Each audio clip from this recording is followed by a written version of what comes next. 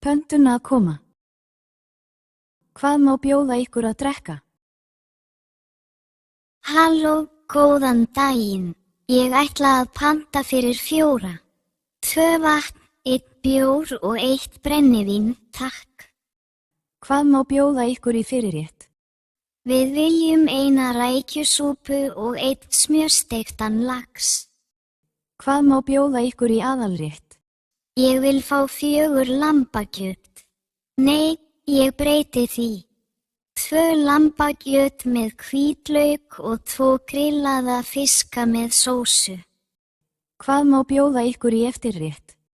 2 skyr og 2 ísa, takk. Þetta er komið.